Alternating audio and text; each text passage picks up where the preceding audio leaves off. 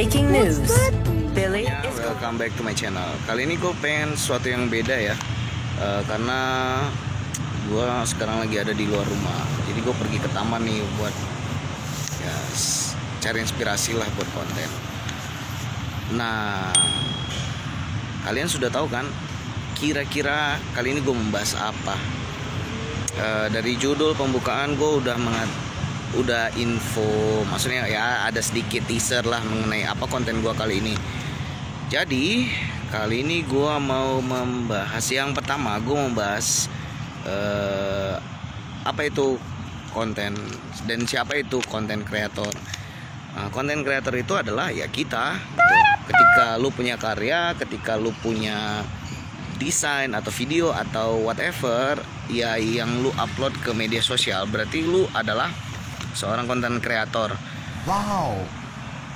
Nah, untuk menjadi seorang konten kreator itu ya pada dasarnya lu harus kreatif lah. Even pun ketika hasil yang udah lu buat itu belum maksimal dan ya masih belum terlalu baik lah gitu, tapi lu itu sebenarnya udah konten kreator karena lu menjadi seorang yang kreatif, menciptakan sesuatu dan lu publikasikan gitu.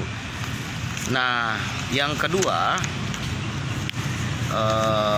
sebagai konten kreator, kita juga harus hati-hati karena terkadang kita nggak ngeh karena terlalu banyaknya ya terutama di YouTube ya, terlalu banyaknya video dan kita tidak ngeh bahwasanya beberapa penggalan video kita ataupun karya kita di-re-upload, di-repost sama orang lain tanpa izin. Jadi menurut saya itu menyalahi ya, karena orang yang membuat sebuah konten itu kita harus mikir, kita harus kreatif, waktunya kapan, mau temanya apa, konsepnya apa, terus kita mau bahas apa. Itu harus mikir dan takes time, butuh waktu. Ya pikiran kita, otak kita juga ambil ya, waktu kita juga. Nah, menurut saya itu sangat menyalahi ketika konten yang udah kita buat di re-upload lagi sama orang tanpa izin, tanpa menyebutkan, men-tagging, mention ini belong to siapa, ini untuk apa gitu. Kecuali kalau saya lihat yang udah dimonetize itu banyak reaction itu dia tidak me-re-upload sih, jadi dia melakukan editing ke dalam videonya dia dan terus dia react terhadap suatu video. Dan saya belum pernah ngeliat ada, kalau saya pribadi saya belum pernah ngeliat ada yang gagal monetize ataupun ya channelnya tidak dimonetize gitu. Yang selanjutnya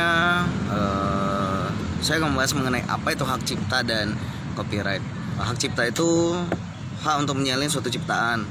Hak cipta juga memungkinkan pemegang hak membatasi penggandaan tidak sah atas suatu ciptaan. Sementara itu untuk copyright itu adalah hak yang diperoleh dari hak yang diperoleh dari pencipta untuk menggandakan karya atau konten-konten yang dia buat sih pada dasarnya. Itu simpelnya seperti itu. Saya sendiri pernah mendapat email dari YouTube gitu karena diindikasi saya copyright. Nah, saya dapat copyright claim dari seseorang gitu karena lagu yang saya ambil itu cover gitu. Jadi saya dapat email itu 3 kali sih, tapi sebenarnya itu satu video tapi ada 3 lagu di dalamnya. Jadi saya dapat 3 kali. Ini contohnya di sebelah sini nih. Jadi sebenarnya fungsi copyright itu adalah melindungi para konten kreator dari penggandaan atau penyalahgunaan sebuah konten yang mereka miliki, hasil karya ciptaan mereka sendiri gitu. Jadi kenapa kita bisa dapat email notifikasi dari YouTube karena copyright claim ya, karena itu gitu. Kalau kita upload ke YouTube pasti ada kan tulisan licensed by, berarti konten lu dilindungi. Nah, kalau misalnya konten lu diambil sama orang, wah enak banget coy gitu. Kita aja buat konten kan mikir dong, ya enggak, tinggal upload, Ctrl C Ctrl V. Ketika kita mau membuat sebuah konten, ya do's and don'ts-nya itu ya adalah kita mau upload konten kita ke YouTube, ya kita harus menggunakan original konten kita buat sendiri, kita ciptain sendiri kontennya sesuai dengan apa yang menjadi plan dan ya tujuan kita gitu kan. Nah yang kedua, gunakan musik yang free copyright, jadi NCS istilahnya, itu non copyright song. Nah YouTube sendiri memfasilitasi kok, mereka menyediakan musik-musik audio library mereka untuk kita pakai di dalam konten kita. Yang ketiga, gunakan konten yang berlisensi Creative Commons. Di YouTube juga banyak kok konten-konten yang berlisensi Creative Commons. Jadi si pemilik konten atau pemilik video itu mengizinkan kita untuk menggunakan hasil kontennya itu, hasil karyanya itu sendiri. 4. Do not re-upload other konten atau konten orang lain, karena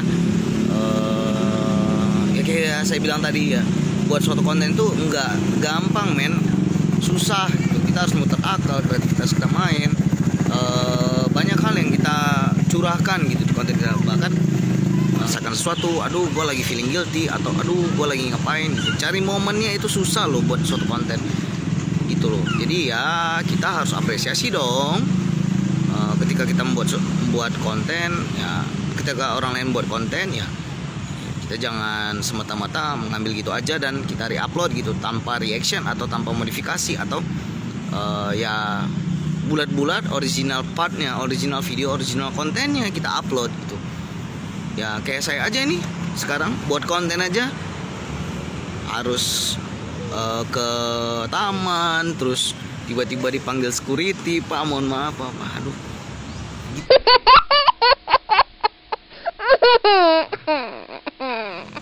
Berkarya itu susah coy.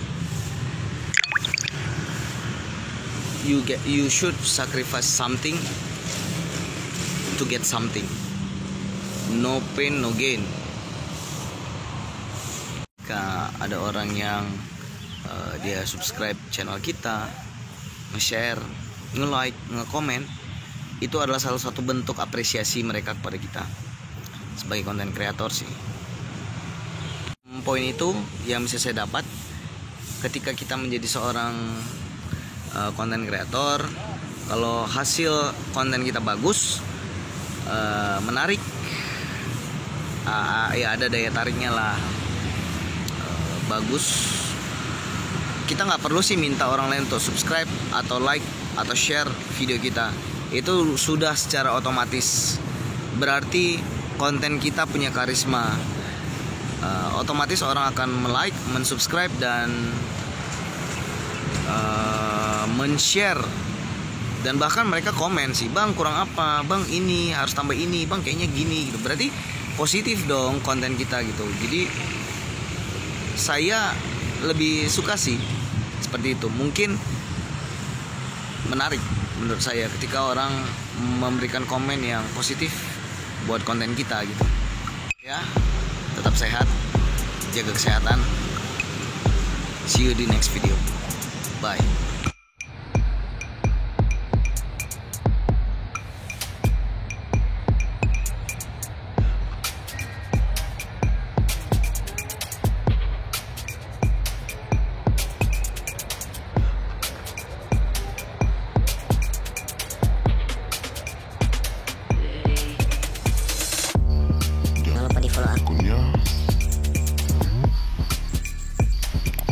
Subscribe dan nyalakan